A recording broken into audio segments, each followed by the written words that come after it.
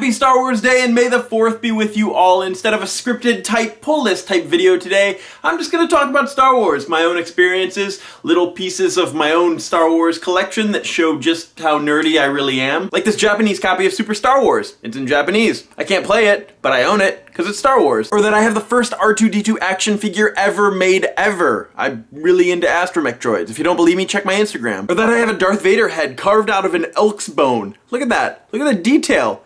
This is elk's bone. Okay, so I have a lot of things that show that I'm really into Star Wars, but just how did this obsession get started, you might be asking? Well, my first exposure to Star Wars happened before I even saw any of the movies. The year was 1994, and my dad had just purchased a computer game called TIE Fighter. A lot of you have probably played that game. It's gotten great reviews and it's been released and re-released throughout the years with special editions, which, it being a Star Wars property, that actually makes sense. And it was a really fun game, and the first real game that I got to play with a joystick on the computer, and it felt like I was actually in this fighter. The problem was, I hadn't seen Star Wars before playing this game. I'll get to why that was a problem in just a second. Flash forward to the next year, Thanksgiving time, my uncle sits me down and has me watch A New Hope for the very first time. And I'm loving this movie. So then right after that we watch Empire. But about a third of the way through Empire, I had a massive realization that I was playing as the villain in TIE Fighter the whole time. It was my favorite computer game at the time, and I was playing as the villain,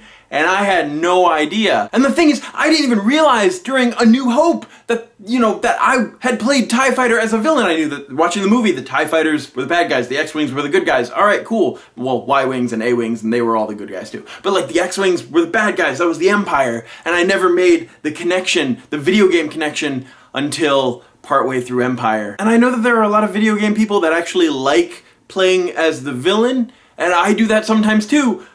I just had no idea that I was the bad guy. And I think that speaks volumes to the creation of TIE Fighter.